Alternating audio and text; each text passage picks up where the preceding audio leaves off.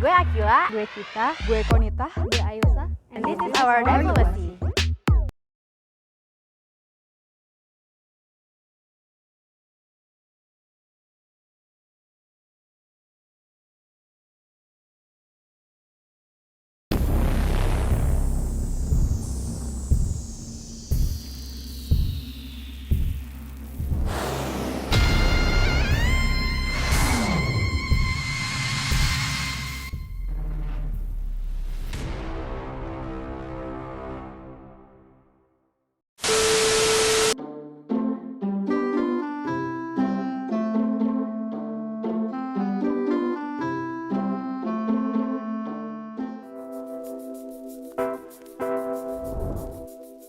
Di episode sebelumnya, kita sudah mengenal mengenai Kemlu, yang adalah rumahnya diplomasi yang dilakukan oleh diplomat Indonesia. Sebenarnya apa sih yang dimaksud dengan diplomasi itu? Siapa sih sebenarnya diplomat itu? Apa aja sih pekerjaan mereka itu?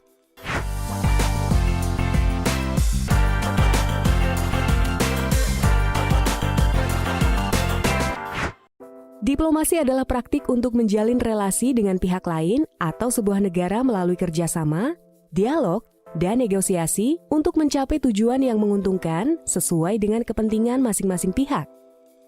Banyak juga yang menyebutkan bahwa diplomasi itu adalah seni. Seni? Iya, betul.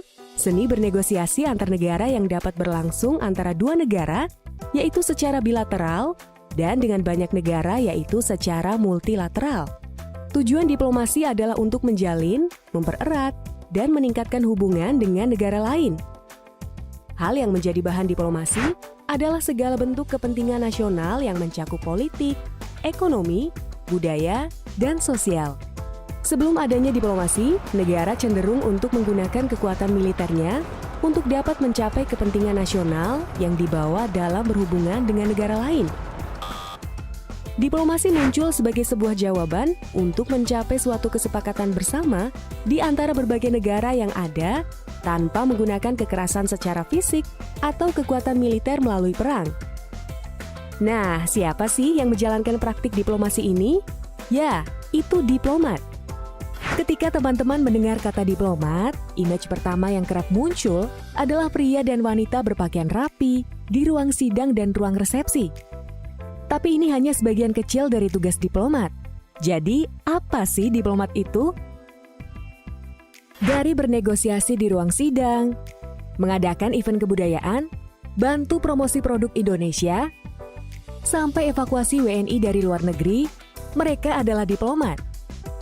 Secara umum, diplomat adalah seorang yang ditunjuk oleh negara asalnya untuk mewakili dan melindungi kepentingan negara tersebut, baik di negara lain maupun di organisasi internasional. Tugas diplomat Indonesia merujuk pada Konvensi Wina tahun 1961 yang merupakan dasar hukum hubungan diplomatik dan pada Undang-Undang Republik Indonesia Nomor 37 tahun 1999 tentang hubungan luar negeri. Diplomat Indonesia memiliki 5 fungsi utama. Pertama, representing atau mewakili.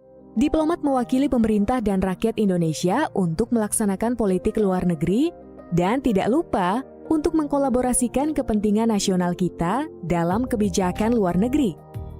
Kedua, promoting atau mempromosikan. Diplomat juga bertugas membangun citra positif Indonesia di mata dunia dan mendorong kesempatan bisnis dan sosial budaya Indonesia untuk bersaing di dunia internasional. Ketiga, negotiating atau bernegosiasi.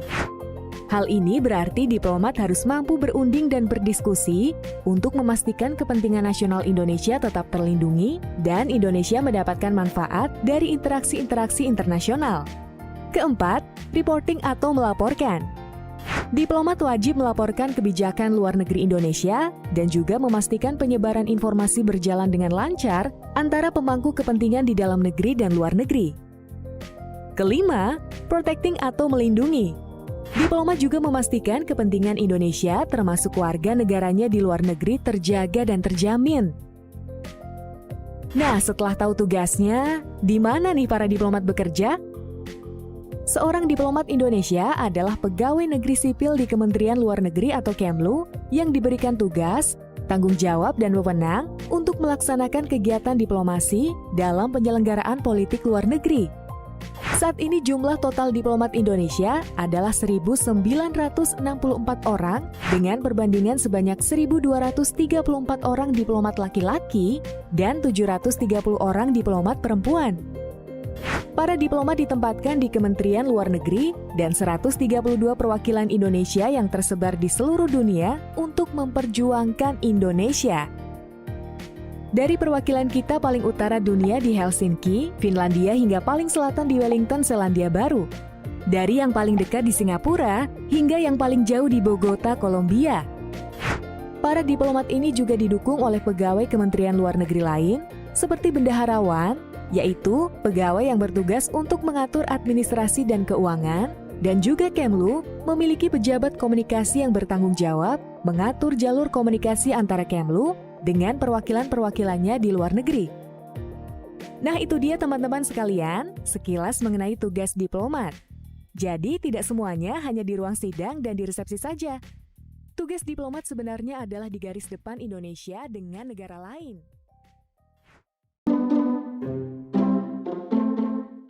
How to negotiate better. Yang pertama, kita harus mengetahui keinginan dari kedua belah pihak, dan yang kedua adalah kita harus mengetahui kepentingan dari kedua belah pihak. Ketiga, bagi para penegosiasi hanya ada dua pilihan, yaitu mengalah atau berkonflik. Namun, jika di salah satu pihak memiliki alternatif yang lain, maka alternatif tersebut harus mengembangkan solusi yang lebih baik. Keempat, bagi pihak yang memiliki solusi, lebih baik biasanya memiliki peluang atau kekuatan atau power lebih besar untuk menang. Kedua belah pihak harus bisa menawarkan apa yang bisa ditawarkan, sehingga menghasilkan win-win solution.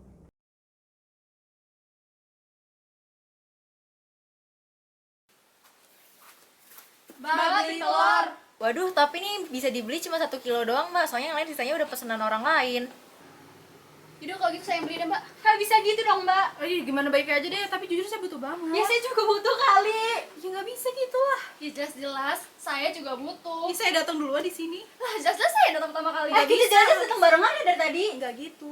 Udah, saya yang beli. Enggak, saya yang ambil. Saya Mbak. Saya. Enggak, saya langganan di sini. Saya duluan datang juga tadi Udah, kayaknya. Mbak. Mbak, menurut Mbak gimana deh baiknya? Waduh, gimana ya, Mbak? Kayaknya diomongin baik-baik dulu aja deh, soalnya saya juga bingung gimana. Kira-kira Mbak ini butuh telur buat apa? Saya butuh putih telurnya buat bikin miring di rumah. Ya kalau saya sih kuning telurnya buat usaha kue di rumah. Kebetulan banget nih, saya ini butuh cangkangnya buat stok pupuk saya. Kalau itu mah bekas aja juga bisa, Ya Mbak. nggak bisa gitu dong, telurnya masih bisa saya masak di rumah. Udah, gimana kalau Mbak pada bagi-bagi aja nih? Ini kan yang dibutuhin bagiannya pada beda-beda. Jadi kalau bagi-bagi bisa kebagian semuanya, bisa pada dapet. Ya juga sih, Mbak. Yaudahlah, gimana aja baiknya? Ya harganya juga jadi lebih murah kalau kita bagi 3. Yaudah deh Mbak, 1 kilo aja. Oke, Mbak, jadi 1 kilo ya.